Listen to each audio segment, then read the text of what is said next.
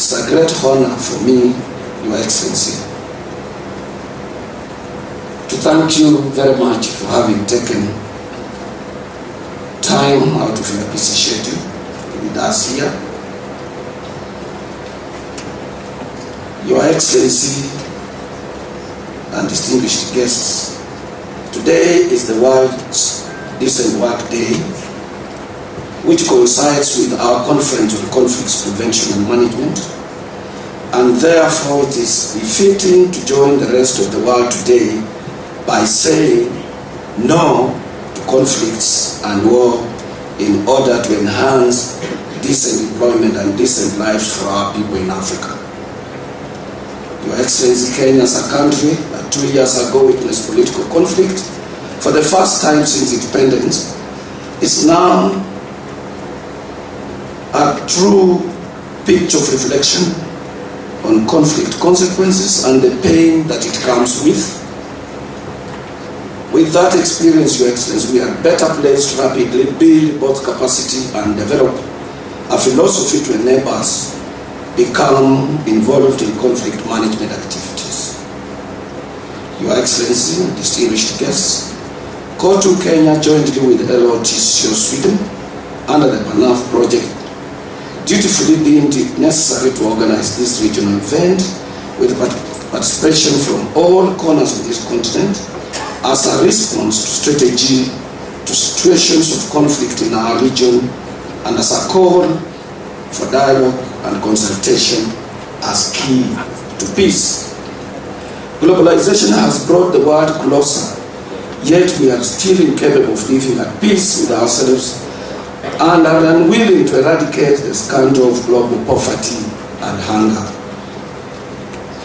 Your Excellency and distinguished guests, brothers and sisters, poverty being a key cause of conflicts in Africa, it remains the ultimate systematic threat facing humanity. The widening gap between the rich and poor nations is potentially and socially explosive. If the poor are left hopelessly, poverty will undermine societies through confrontation, violence, and civil disorder. Leaders must stop playing games with poverty in order to attract the poor. As a continent, we need economic growth rooted on African initiatives like regional economic blocks, of which you are supporting this region, Your Excellency, that can promote continental intertrade and without depending on irrelevant foreign blueprints that are designed by the World Bank, IMF, G20s, Organization for Economic Cooperation and Development, OECD, brief, or the European Union. These organizations will not push this continent out of poverty. It's our own blueprint, it's our own homemade economic policies that will push us out of this.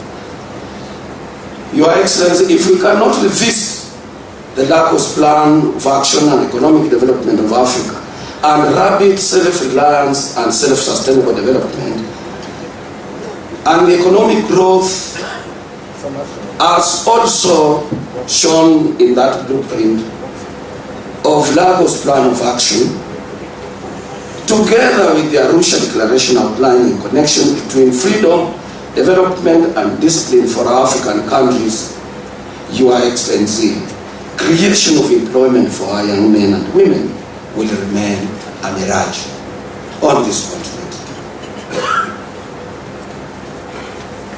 Brothers and sisters, unfortunately, our leaders in the region are inadequately addressing the scourge of global poverty and hunger, even though the resources are there, including the technology we have, the ideas, the wealth among others. What is missing is the will and the imagination to harness them to a higher purpose in a sincere, specific, and honest manner.